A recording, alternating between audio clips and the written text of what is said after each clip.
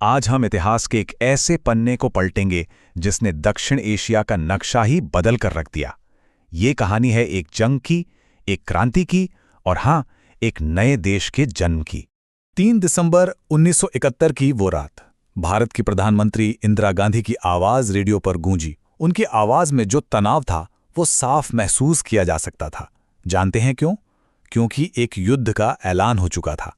एक ऐसा युद्ध जो चला तो सिर्फ 13 दिन, लेकिन उसके असर ने आने वाली कई सदियों की कहानी लिख दी। तो सवाल यही उठता है कि आखिर इसकी नौबत आई ही क्यों? पाकिस्तान, एक देश जो मजहब के नाम पर बना था, वो सिर्फ 24 साल में ही कैसे टूट गया? इस पूरी कहानी को समझने के लिए हमें बस थोड़ा सा पीछे चलना होगा। तो चलिए एक नज़र डालते हैं कि हम इस पूरी कहानी को कैसे समझेंगे। हम बात करेंगे युद्ध की शुरुआत की, फिर देखेंगे कि कैसे एक देश 2 हिस्सों में बटा हुआ था। जानेंगे भाषा के लिए हुए संघर्ष के बारे में, उस खौफनाक ऑपरेशन सर्चलाइट को समझेंगे और फिर देखेंगे कि कैसे एक नए राष्ट्र का जन्म हुआ और आखिर में इस युद्ध की विरासत क्या रही। तो चलिए कहानी की एकदम जड़ से शुरू करते हैं। साल था 1947, जब भारत का बंटवारा हुआ और पाकिस्तान एक बहुत ही कह सकते हैं अजीबोगरीब भूगोल के साथ दुनिया के नक्शे पर आया। जरा सोचिए, एक देश है जिसके 2 हिस्से हैं, लेकिन उन दोनों के बीच में है 1500 किलोमीटर की दूरी, और उस दूरी के बीच में है एक दूसरा देश, भारत। ये सिर्फ एक ज्योग्राफिकल दूरी नहीं थी, ये बहुत जल्द एक सांस्कृतिक और राजनीतिक खाई बनने वाली थी। अब देखिए, जो बात इसे और भी दिलचस्प बनाती है वो ये है कि इस नए पाकिस्तान की ज्यादातर आबादी, मतलब लगभग 55% लोग पूर्वी पाकिस्तान में रहने वाले बंगाली थे। लेकिन मजे की बात यह थी कि देश की सारी ताकत और सत्ता पश्चिमी पाकिस्तान के हाथों में थी।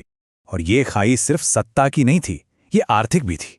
सोचने वाली बात है, पूर्वी पाकिस्तान जो देश की टोटल कमाई का 62% हिस्सा दे रहा था, उसे देश के बजट में से मिलता था सिर्फ 25%। जी हां, बाकी का पूरा 75% खर्च होता था पश्चिमी पाकिस्तान पर। ये जो नाइंसाफी थी ना, ये भेदभाव की आग में घी डालने जैसा था। तो एक तरफ थी भौगोलिक दूरी, दूसरी तरफ आर्थिक शोषण, और इन सब के बीच एक और टकराव पनप रहा था, और वो था भाषा और संस्कृति का टकराव। ये लड़ाई बंगाली पहचान की लड़ाई बन गई। साल 1948 में पाकिस्तान के संस्थापक मोहम्मद अली जिन्ना ने ढाका में ये ऐलान कर दिया। अब सोचिए, जिनकी मातृभाषा बांग्ला हो, उन पर यह ऐलान किसी बम की तरह गिरा होगा। ये सिर्फ एक भाषा थोपने की कोशिश नहीं थी, ये उनकी पूरी पहचान, उनकी पूरी संस्कृति को मिटाने की एक कोशिश थी। और इस ऐलान के बाद जो हुआ वो इतिहास बन गया। 21 फरवरी 1952 का वो दिन, जब ढाका में अपनी भाषा के हक के लिए प्रदर्शन कर रहे छात्रों पर गोलियां चला दी गईं, और उसी शहादत की याद में आज पूरी दुनिया 21 फरवरी को अंतर्राष्ट्रीय मातृभाषा दिवस मनाती है।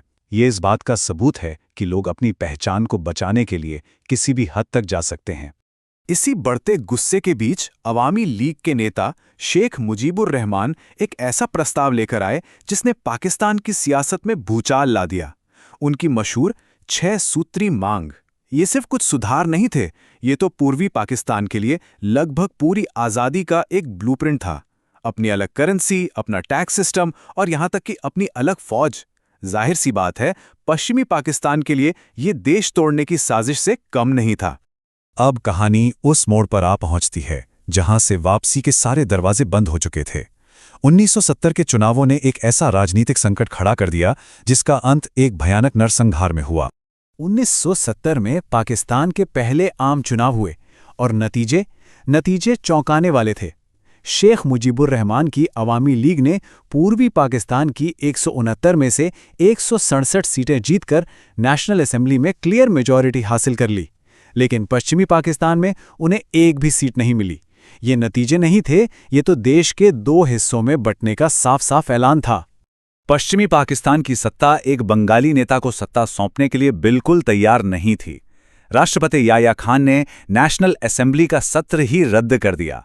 ये लोकतंत्र की सरेआम हत्या थी और पूर्वी पाकिस्तान के लोगों के लिए ये सब्र का आखिरी बांध टूटने जैसा था।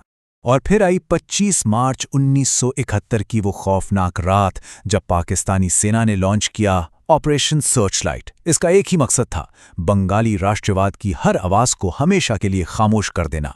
सिर्फ पहली ही रात में ढाका यूनिवर्सिटी में 7,000 छात्रों का कत्लेआम किया गया। ये एक नरसंहार की शुरुआत थी जिसका मकसद बंगाली बुद्धिजीवियों, नेताओं और नौजवानों को खत्म कर देना था। इस बर्बरता का नतीजा ये हुआ कि एक बहुत बड़ा मानवीय संकट खड़ा हो गया। कुछ ही महीनों के अंदर लगभग 1 करोड़ बंगाली शरणार्थी अपनी जान बचाने के लिए बॉर्डर पार करके भारत आ गए। भारत पर दबाव लगातार बढ़ता जा रहा था। तो अब हम इस कहानी के आखिरी पड़ाव पर है, जहां भारत के सैन्य हस्तक्षेप ने एक तेज जंग और एक नए देश के जन्म का रास्ता साफ कर दिया।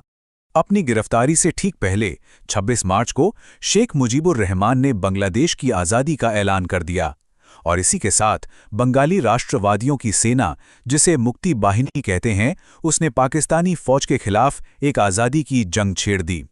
भारत ने मुक्ति बाहिनी को ट्रेनिंग और हथियार तो दिए, लेकिन जंग में सीधा तब कूदा जब 3 दिसंबर को पाकिस्तान ने भारत के हवाई अड्डों पर हमला कर दिया।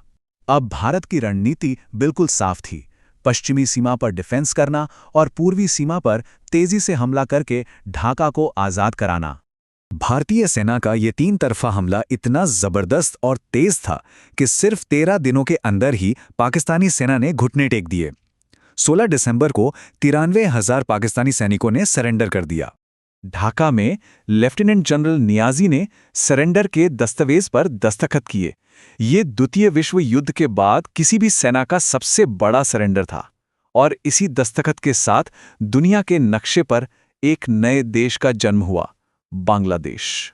जंग तो खत्म हो गई थी, लेकिन इसकी विरासत आज भी पूरे दक्षिण एशिया को प्रभावित करती है। एक नया नक्शा खिंच चुका था, लेकिन साथ ही पैदा हो गई थीं कई नई चुनौतियां। बांग्लादेश की कहानी एक बात तो साफ कर देती है कि सिर्फ मजहब के नाम पर किसी देश को जोड़े नहीं रखा जा सकता, खासकर तब जब भाषा, संस्कृति और आर्थिक बराबरी जैसी भावनाओं को कुचला जा रहा हो। ये इतिहास हमें याद दिलाता है कि किसी भी देश की नींव सिर्फ एक पहचान पर नहीं, बल्कि बराबरी, सम्मान और न्याय पर टिकी होती है। सोचने वाली बात है कि इतिहास के इस अध्याय से आज दुनिया क्या सबसे बड़ा सबक सीख सकती है।